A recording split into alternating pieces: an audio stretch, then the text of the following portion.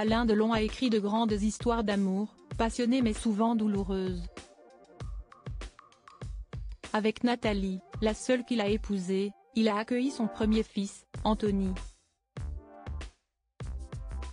Un couple qui a fait rêver durant les années 60 mais qui a choisi de divorcer. Tout en gardant un lien très symbolique, garder le même patronyme. Il avait expliqué pourquoi. Parmi les femmes qui ont tenu une grande place dans la vie d'Alain Delon, icône du cinéma décédé le 18 août à l'âge de 88 d'un lymphome à évolution lente, Nathalie Delon tient une place particulière.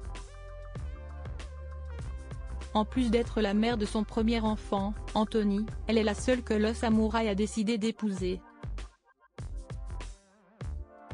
Un couple sublime, les amoureux, à la beauté équivalente, semblaient être des sosies, qui ont toutefois mis un terme à leur histoire et leur divorce est officialisé en 1969, après 5 ans de mariage.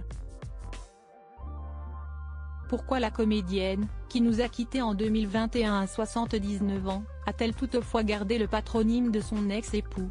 Dans les pages de Paris Match qui lui a consacré sa couverture de l'édition du 29 août, on retrouve une archive d'interviews. Au journaliste Patrick Mahé qui écrivait dans le magazine en 1984, Alain Delon expliquait pourquoi son ancienne femme n'avait pas repris son nom initial après leur séparation. « J'ai souhaité et demandé à ma femme qu'elle garde son nom de Delon après notre divorce. J'avais 4 ans quand mes parents se sont séparés.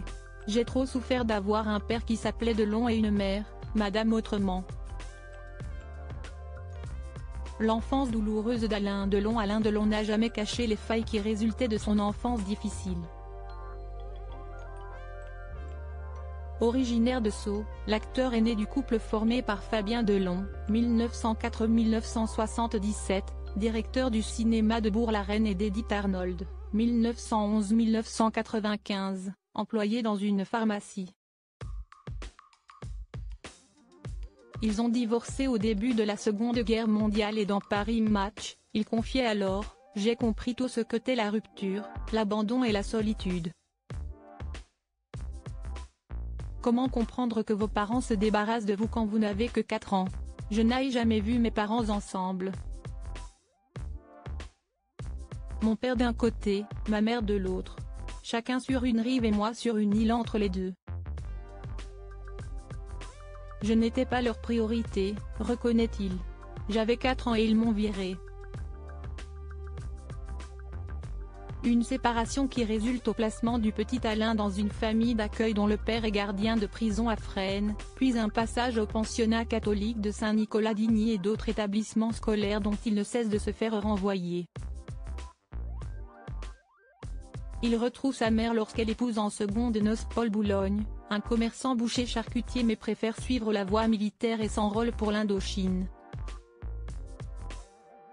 Il faudra attendre les années 1950 pour que l'instable jeune Delon trouve sa voie et fasse éclater sa belle gueule dans tous les cinémas. Un parcours réussi pour le 7e art qui ne l'empêchera pas de garder ses blessures de l'enfance à vivre toute sa vie et un goût pour la solitude. Toutefois, si est plus entouré que jamais qu'il a été honoré pour ses funérailles dans son domaine de Douchy ce 24 août dernier.